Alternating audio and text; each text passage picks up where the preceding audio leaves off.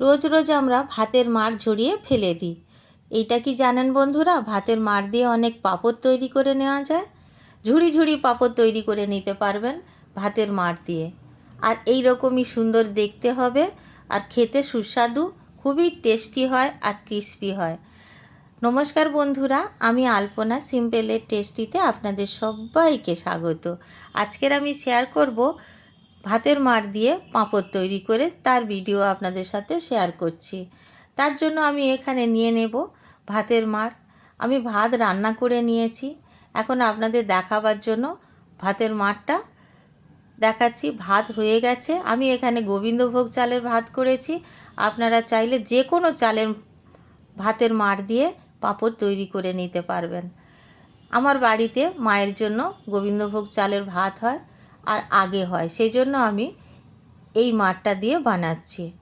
ভাতটা আমি মাড় ঝরিয়ে নিলাম, একটু ঠান্ডা হতে দেব। উষ্ণ উষ্ণ গরম থাকবে, তখনই আমি ব্যবহার করতে পারবো। এখন একটু ঠান্ডা করে নেব। আর দেখে নিশ্চয়ই বুঝতে পারছেন কতটা ঘন হয়েছে। ঠান্ডা হয়ে গেলে আর একটু ঘন হয়ে যাবে। এখন আমি সাইডে সরিয়ে রেখেছিলাম, নিয়ে নিয়েছি। দেখুন কতটা ঘন হয়ে গেছে মাড়টা। আপনারা সবাই জানেন মাড় গেলে রেখে দিলে একটু ঘন হয়ে যায়। এখন আমি কিছুটা ভাতের মাড় নিয়ে নিলাম, আর এই রকম একটা চামচ বা হাতা দিয়ে মাপ দিয়ে নেব। এক হাতা এখানে আমি ময়দা নিয়েছি, এক হাতা চালের গুঁড়ো নিয়েছি। চালের গুঁড়োটা বাজারে যে চালের গুঁড়ো পাওয়া যায় সেই চালের গুঁড়ো দিয়েছি। স্বাদ অনুসারে লবণ দিয়ে দেব, আর এখানে কোয়াটার চামচ মতো সাদা গোটা জিরা দিয়েছি। পরিমাণ মতো আপনাদের জিরা দিতে হবে, যেমনটা পরিমাণ করবেন তেমনটা। আমি এখানে অল্প করে করছি, অলরেডি আমার বাড়িতে অনেক পাঁপড় আছে। এইটা আপনাদের সাথে শেয়ার করার জন্য বানাচ্ছি। ভালো করে গুলে নিয়েছি বা একটা গোলা তৈরি করে নিয়েছি। আর গোলাটা কতটা ঘনত্ব হয়েছে দেখে নিশ্চয়ই বুঝতে পারছেন, আমি কাটিয়ে কাটিয়ে ঢালছি। এরকম একটা গোলা তৈরি করে নিয়ে আমি 3 ভাগে ভাগ করে নিলাম। আপনারা বাড়িতে বানাবেন, 3 ভাগে ভাগ করার কোনো প্রয়োজন নেই। আমি করছি এখানে কালার দেব বলে। ব্যক্তিগতভাবে আমি কোনো খাবারে কালার দেওয়া পছন্দ করি না, কিন্তু একটু দেখতে সুন্দর লাগার জন্য এখানে একটু সবুজ রং দিয়ে দিলাম। আর আমি আর একটা বাটির মধ্যে যে নিয়েছি তার মধ্যে একটু হলুদ রং দিয়ে দেব। এইটা হলুদ রং কি অরেঞ্জ রং আমি জানি না, আমি কালার ব্যবহার করি না।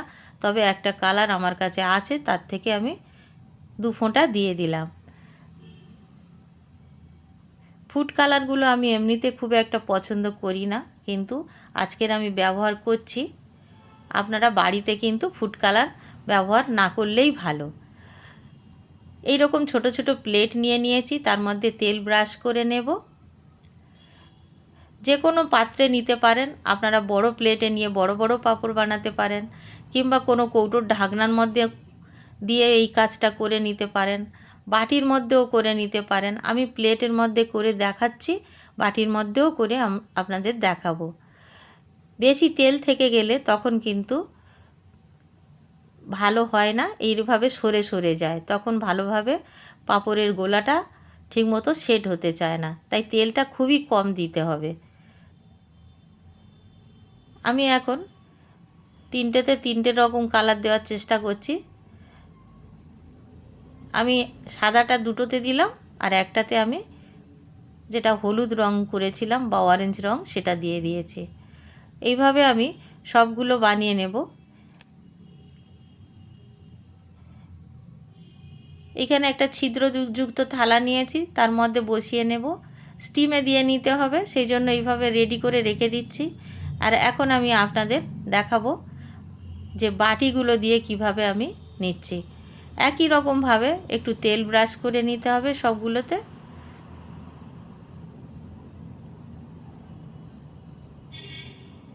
সব বাটির মধ্যে আমি তেল ব্রাশ করে নিচ্ছি।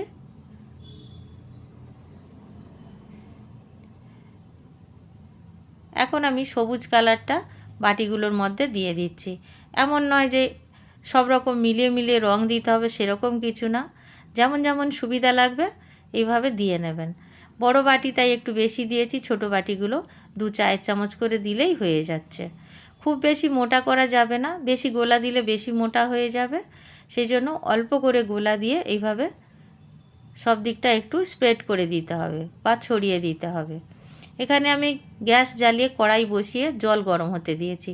স্ট্যান্ড লাগিয়েও করতে পারেন, বা আমার এই ছিদ্রযুক্ত থালাটা কড়াইয়ের মাপে, তাই নিচে স্ট্যান্ড দিতে লাগলো না।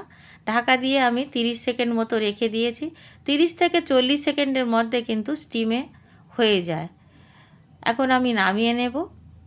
আমি সাঁড়াশি দিয়ে নামাচ্ছি, আপনারা তাই করবেন, বা কিছু কাপড় দিয়ে নামাবেন। হাত দিয়ে এটা করবেন না, তাহলে ওখানে ভাপের যে জলটা উঠছে হাতটা ফোসকা পড়ে যেতে পারে বা পুড়ে যেতে পারে। বাটিগুলোও বসিয়ে দিলাম। এখন প্লেটের যে আমি বানিয়েছি পাঁপড়গুলো একটু ঠান্ডা হতে দিতে হবে, গরম গরম কিন্তু বের করা যাবে না। এখন ঠান্ডা হয়ে গেছে। এখন আমি সাইড দিয়ে একটা চামচ দিয়ে এইভাবে একটু আলগা করে নেব। এটা ছুরি দিয়েও করতে পারেন, পাতলা খুন্তি দিয়েও করতে পারেন, এইটা যেভাবে হোক এইভাবে একটু আলগা করে নিতে হবে। আর আমি যেভাবে তুলছি এইভাবে আস্তে করে হালকাভাবে তুলে নিতে হবে।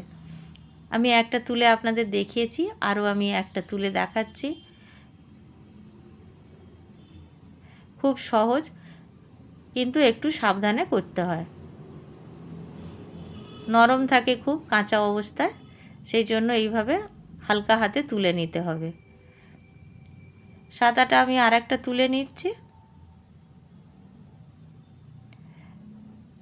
আমি যদি একটা তুলে আপনাদের দেখাই, আপনাদের মনে হতে পারে যে একটা তুলে দেখিয়েছি, তাই জন্য আমি সবগুলো তুলে তুলে দেখাচ্ছি, যতটা সম্ভব বেশি করে দেখাচ্ছি। বাটিগুলো আমি নামিয়ে নিয়ে ঠান্ডা করে নিয়েছি একইভাবে। আর প্লেটগুলোতে আমি আবার তেল লাগিয়ে ব্রাশ করে আবার আমি স্টিমে দিয়ে দিয়েছি। দেখুন কত সহজে উঠে যায়। যে কোনো পাত্রে আপনি দিয়ে স্টিম করে নিতে পারবেন। কত সহজে উঠে যাচ্ছে। একইভাবে আমি সবগুলো এইভাবে রেডি করে নেব।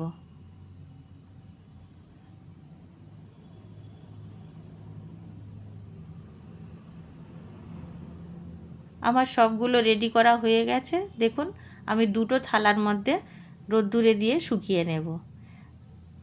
যদি আপনারা পুরো রোদ্দুর দিতে পারেন ছাদের মধ্যে দিয়ে, একদিনে শুকিয়ে যাবে। আর যদি আপনারা জানলার ধারে বা বারান্দায় একটু একটু করে রোদ্দুর দেন, তাহলে 2 দিন সময় লাগবে। আমার 2 দিন সময় লেগেছে। আর এখন দেখুন কত সুন্দর পাঁপড়গুলো শুকিয়ে গেছে। এখনও রোদ্দুরেই আছে, আমি সেখান থেকেই দেখাচ্ছি।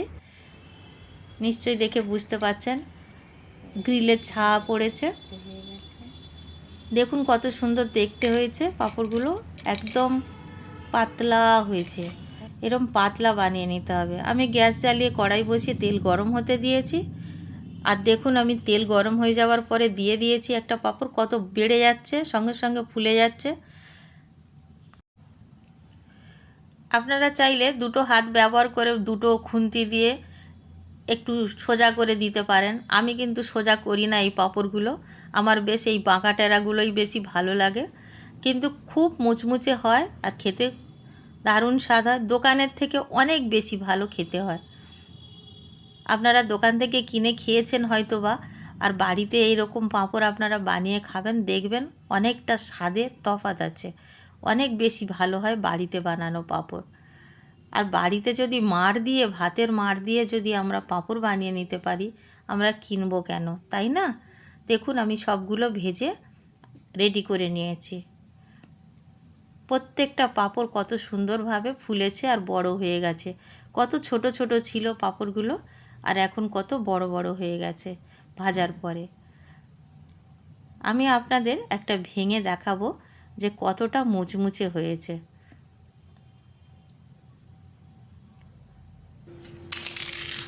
দেখে নিশ্চয়ই বুঝতে পারছেন কতটা মুচমুচে হয়েছে।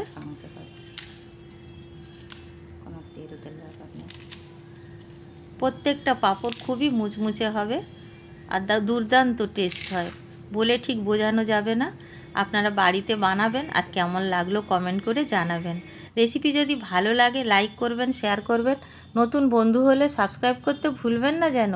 আজকের এই পর্যন্ত, দেখা হবে পরের ভিডিও নতুন কোনো রেসিপির সঙ্গে। সুস্থ থাকবেন, ধন্যবাদ, নমস্কার।